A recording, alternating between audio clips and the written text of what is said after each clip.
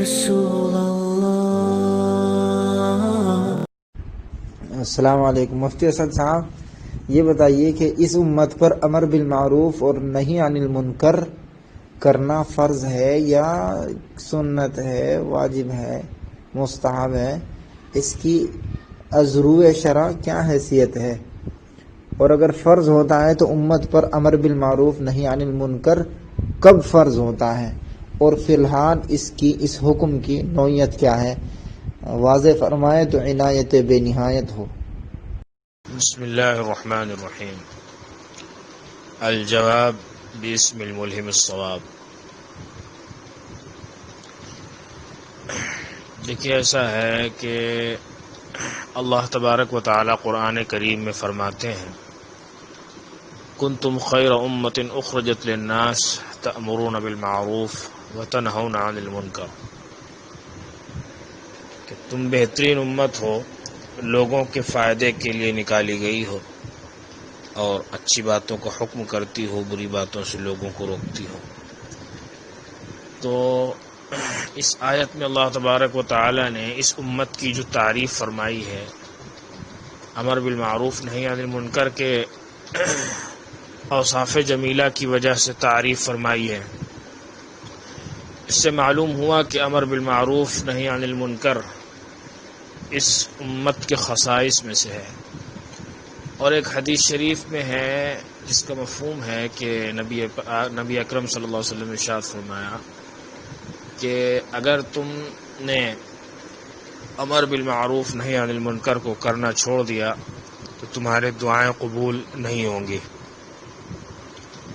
ایک حدیث شریف میں صراحت کے ساتھ ارشاد ہے، من رآ منکم منکرا فلیغیرہ بیدہ فإن لم یستطع فبلسانہ فإن لم یستطع فبقلبہ وذلک اضعف الایمان۔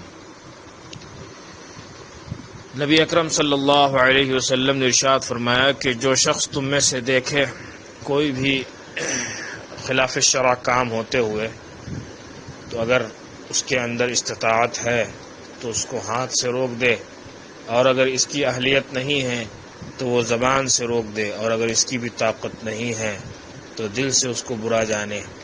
اور یہ ایمان کا سب سے کمزور درجہ ہے، یعنی دل سے برا سمجھنا یہ ایمان کا سب سے کمزور درجہ ہے۔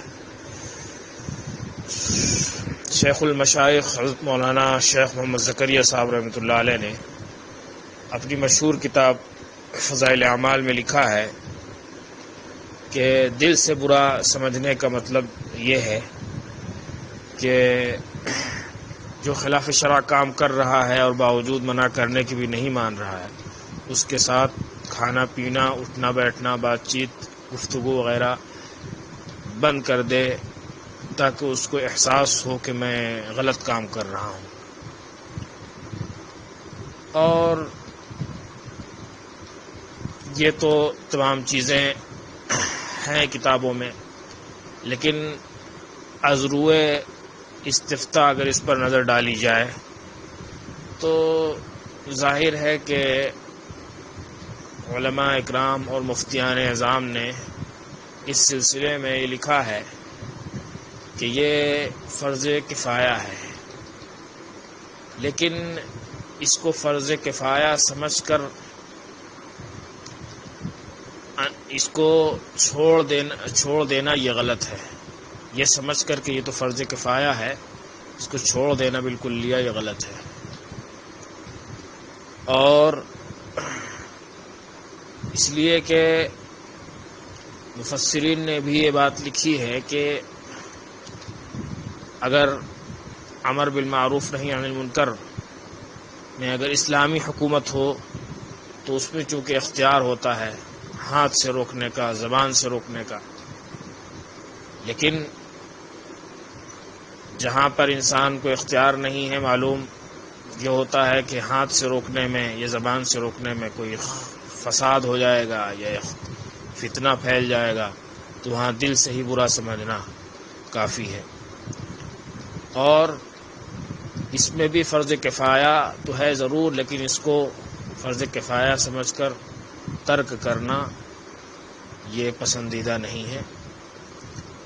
فتاوی محمودیہ سے ایک بات نقل کی گئی ہے، مفتی محمود حسن صاحب گنگوہی رحمۃ اللہ علیہ نے یہ بات لکھی ہے کہ تبلیغ دین جو ہے اس زمانہ میں واجب ہے یا کچھ اور، تو حضرت نے جواب تحریر فرمایا ہے کہ تبلیغ دین ہر زمانہ میں فرض ہے، اس زمانہ میں بھی فرض ہے، لیکن فرض علی الکفایہ ہے۔ جہاں جتنی ضرورت ہو اسی قدر اس کی اہمیت ہوگی، اور جس میں جیسی اہلیت ہو اس کے حق میں اسی قدر ذمہ داری عائد ہوگی۔ امر بالمعروف اور نہی عن المنکر کی صراحت قرآن مجید میں ہے۔ سب سے بڑا معروف ایمان ہے اور سب سے بڑا منکر کفر ہے۔ ہر مومن اپنی اپنی حیثیت کے موافق مکلف ہے۔ اللہ رب العزت والجلال کے نازل فرمائے ہوئے قوانین کو حضرت رسول مقبول صلی اللہ علیہ وسلم کی ہدایت کے موافق پہنچاتا رہے تو یہ بہت ہی اہم اور محترم بالشان کام ہے۔ اللہ تعالی ہم سب کو کہنے سننے سے زیادہ عمل کرنے کی توفیق عطا فرمائے، اور امر بالمعروف اور نہی عن المنکر پر گامزن رہنے کی اور لوگوں میں اس کو پھیلانے کی توفیق عطا فرمائے۔ فقط واللہ اعلم۔ محمد اسعد المظاہری، الہ آبادی رفیعا، خادم دار الافتاء والتدریس، جامعہ کنز العلوم، بخشی کلان دارا گنج، الہ آباد، یوپی۔ جی وعلیکم السلام ورحمۃ اللہ وبرکاتہ۔ مفتی عرفان صاحب دامت برکاتہم کا سوال تھا کہ امر بالمعروف اور نہی عن المنکر کی اس زمانے میں کیا حیثیت ہے، فرض ہے، سنت ہے، واجب ہے؟ تو اس کے جواب میں مفتی اسعد صاحب الہ آبادی ہمارے درسی ساتھی ہیں افتاء کے، انہوں نے ماشاءاللہ بڑا عمدہ اور اچھا جواب دیا ہے، اور قرآن و حدیث کے حوالے سے بھی انہوں نے بتایا ہے کہ امر بالمعروف اور نہی عن المنکر کی کیا حیثیت ہے اور اس کی کیا اہمیت ہے۔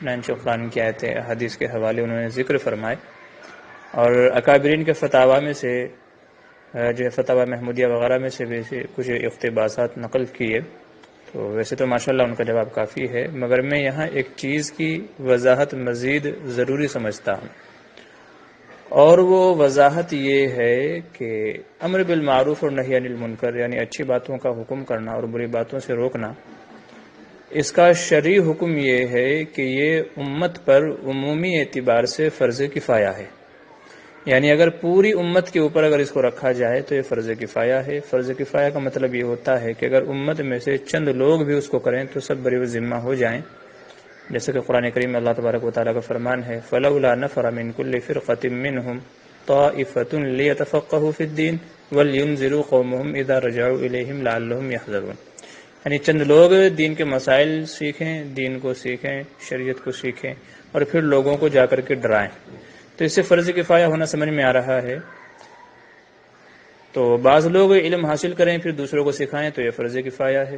تو عمومی اعتبار سے امر بالمعروف اور نہی عن المنکر بھی پوری امت کے حساب سے فرض کفایہ ہے کہ اگر بعض لوگ اس فریضے کو ادا کرتے رہیں گے تو سب کے سب بری ذمہ ہیں، اور اگر سب کے سب چھوڑ دیں گے تو پھر سب کے سب گنہگار ہوں گے۔ اور الحمدللہ آج کے اس وقت کے اعتبار سے امت میں کہیں نہ کہیں یہ چیز پائی جا رہی ہے اور لوگ اس کو ادا کر رہے ہیں ماشاءاللہ، جماعتوں سے، جو دوسرے اصلاحی تحریکیں ہیں، دوسرے سلسلے ہیں، پروگرام ہیں، ان سے جڑے ہوئے ہیں ماشاءاللہ، اور لوگ اپنے اپنے اعتبار سے اس چیز کو انجام دے رہے ہیں، تو اس لیے فرض کفایہ تو ادا ہو رہا ہے۔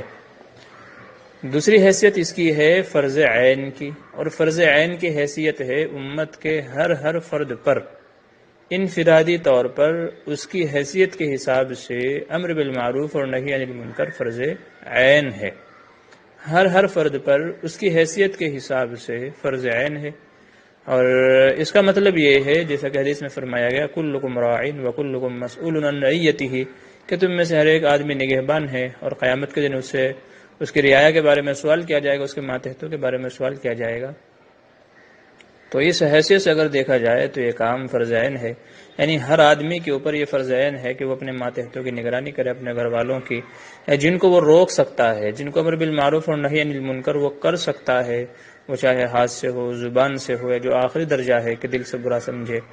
اور فرمایا گیا کہ وذالک ضعف الایمان، اور ایمان کا سب سے کم درجہ ہے، یعنی اگر کوئی بندہ دل سے بھی برا نہ سمجھے بری چیزوں کو تو پھر اس کے کفر میں کوئی شبہ نہیں ہے۔ تو یہ انفرادی اعتبار سے ہر ایک کے ذمہ فرض ہے کہ اگر گھر والوں کو جن کو آدمی روک سکتا ہے تو ان کو روکنا اس کے اوپر فرض ہے. اولاد ہے، ماتحت ہیں، رشتہ دار وغیرہ ہیں کہ جن کو وہ روک سکتا ہے تو یہ اس کے حق میں فرض عین ہے، اس کے لیے روکنا ضروری ہے. نہیں روکے گا تو گنہگار ہوگا. تو خلاصہ یہ ہے کہ عمومی اعتبار سے پوری امت کے اوپر فرض کفایہ ہے، اور ہر بندے پر انفرادی اعتبار سے اس کی حیثیت کے حساب سے فرض عین ہے. تو یہ دو اس کی شکلیں ہیں، ایک فرض کفایہ والی عمومی اعتبار سے، اور ایک فرض کفایہ جو ہے فرض عین والی انفرادی اعتبار سے. تو ہر بندے کے اوپر اس کے حساب سے ہے. لہٰذا کوئی بندہ اپنے آپ کو مستغنی نہ سمجھے کہ میں نہیں کروں گا تو بھی چلے گا. نہیں، بلکہ ہر ایک کے ذمہ لازم ہے، لیکن وہ انفرادی اعتبار سے ہے کہ جو اس کے ماتحت میں ہیں ان کی دیکھ بھال کرے اور ان کی جو ہے خبر گیری کرتا رہے اور دین کی طرف ان کو لے کر کے آتا رہے، اللہ اور اس کے رسول کے احکام بتلاتا رہے، صراط مستقیم پر چلنے کی ان کے لیے دعا بھی کرتا رہے اور راستہ بھی اور رہنمائی بھی ان کو کرتا رہے. تو یہ انفرادی اعتبار سے ہر ایک کے اوپر فرض عین ہے.